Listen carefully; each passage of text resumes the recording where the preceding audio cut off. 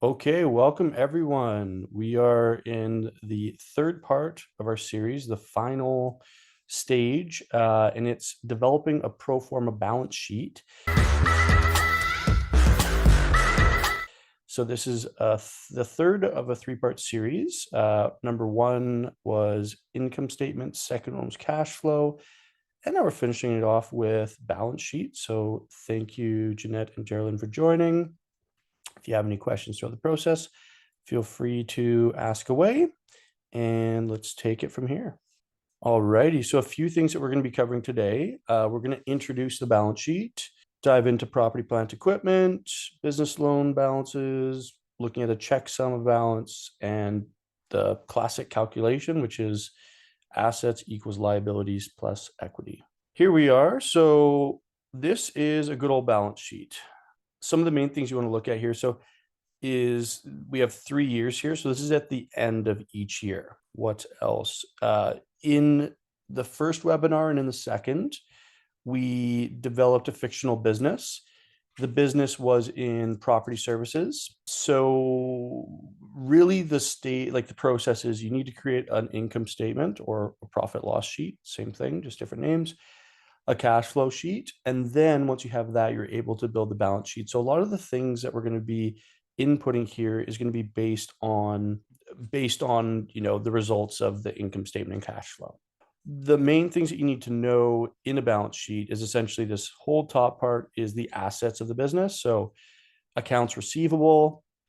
So in accounting terms, if at the end of the year, the customers owe the business $5,000, that's an asset, because always think of it like if the business shut down and closed, or if the owner sold the business to somebody else and they were taking it on, the fact that people, which is a normal thing, that businesses owe other businesses money, in that situation, that's an asset because that's an extra $5,000 that's coming in. I know of some people that bought businesses, and in the clauses, it technically was like, all right, all the money that's owed, you're still going to get it paid to the new person buying the business. In other situations, a business is sold and it says, okay, all the money that was owed to the business owner previous to the sale, they still get the money. So they get paid for selling their business. And then they also have like hundreds of thousands of dollars come in over the next few months. So that's something to look at. If you're ever buying or selling a business, the accounts receivable is something you definitely want to discuss. Cash is your cash on hand. Inventory, the inventory that the business have. Some businesses have no inventory. Other businesses have some. Property, plant, equipment. There can also be other assets, but these are some of the main ones. So the assets have to equal the liabilities of the business. So liabilities are obviously on the negative side, not necessarily a good thing, but every business has them, plus the shareholders' equity in the business. So assets equals liabilities plus shareholders' equity. This is that calculation. So in building out a balance sheet, I like to move forward with the easiest, most simple things. So one of the things you can do is you can just go, okay, the cash in year one equals exactly what it is in the cash flow statement. So when your cash flow statement is finished, which we did in the previous webinar, we just have a clear number for cash on hand, and that's what we plugged in. So it's literally coming from the cash flow statement, these numbers. There's no calculation, it equals exactly. So for property, plant, equipment, in the previous webinar, we said that $25,000 was going to property, plant, equipment. So property, plant, equipment can be exactly how it sounds. It can be a property, equipment, any type of like really physical asset. It can also actually include, like, if you have a website, if you invest into a website. So for this business, we just had $25,000 that was being invested into property, plant, equipment. And then what we're doing is it's minus the depreciation for the year.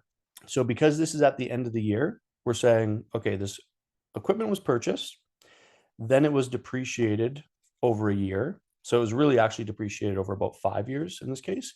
But our calculation for that 1 year is $3,000. Sorry, I believe maybe it was 5,000. We're about to see. Okay, so it's $5,000 depreciation. So you can see every year. So it started at 25,000. Then at the end of the year, it's at 20, then 15, then 10. Next thing that we just plugged in is income taxes payable. So This is on the dividends here. So we just plug that in. Also some from the previous financials. Next, the business loan. So I believe the business loan was 60,000. And then the reason why it says plus PFCF is because in the cash flow, it's the principal being paid off. I think the business loan may have been 50. So we're about to find out right now. But basically, we say it is the number that it was the previous year plus the dividends paid, because the dividends are a negative number, right? Because it's coming out of the cash flow. If we did it's negative, like minus the dividends paid, then it would be a positive number that would add to it. So we have to add the negative number. Okay, so it was $50,000 minus the principal paid for that year. So what you'll notice is it doesn't come out equally. It actually starts decreasing at a faster rate over time. See how from 36 to 28, right? That's like in the $8,000 range. And this one's 7, because in a loan, the first year, it's mostly principal and not that much. Sorry, it's mostly interest and not that much principal. And as it goes on and it meets in the middle, it balances out interest to principal. And then by the very end of the loan, it's a majority of principal that's coming off and minimal interest. The reason being the banks want to get their interest up front at the beginning. That's just how the banks like to operate. They want to get their interest to start, and then over time it becomes less and the principal goes up. So what that means is that this business loan starts to get paid off faster and faster and faster as time goes throughout the amortization period. Invested equity. So most businesses, like when you create a corporation, usually it's $100 for the shares. You can put in literally any number. Sometimes a bunch of people are starting a business together, and they put in lots of different amounts of money. But the standard business will put in $100 minimum, so that usually there's a minimum of 100 shares and $1 a share, right? So it's pretty standard for invested equity for a small business to have $100. So retained earnings. So it's going to be the net income for the year. If it's in the second or third year, it'll also take the previous year. So you'll take the previous year's net earnings, or sorry, retained earnings, plus the net income minus dividends paid. So for this first year, this is just the beginning of the business. So we're just going to take net income minus dividends paid. And what you'll see is it's $0. Here's the reason why. In the first year, the net income is about $82,000, and the dividends paid are also $82,000. So it just balances out. So there's $0 in retained earnings. So going to the second year, we take the first year, which is $0 left over, plus the net income for the year, and then minus the dividends. So as you can see, that difference there is about 49,000. Then the next year, we take that previous 49,000 plus the net income minus dividends paid, and it starts accruing. And just take note of this right now, that like the assets are not equaling the liabilities and shareholders' equity, right? They're off by a fair bit. It's not complete yet. That's normal. So now we've introduced a checksum of balance. So I always like to include this right below that bottom line of liabilities and equity, total liabilities and equity. So checksum of balance. So we're saying total assets minus total liabilities and equity. And you can see that I pulled that right across the board, which makes sense because 94,000 minus 199 is negative 104. And this just shows us consistently like how far we're off, because again, assets always have to equal perfectly liabilities and equity every time. Next, we introduced a shareholder loan. So in the cash flow, we had $5,000 being invested by the founder as a shareholder loan. So we keep that as a liability. So it's a liability to the business because it needs to repay that eventually. It's owing that to the shareholder himself. So when you're starting a business as a shareholder, you can take your own money, invest it into the business, well, inject it into the business as a shareholder loan, and then you can withdraw that money when the business is profitable without paying taxes on it, because you're just taking your money back from it. Now we have inventory. So this business is one that's building cedar fences. It's has cinder blocks, right? So imagine if you're selling the business and you said, okay, time out, let's stop everything.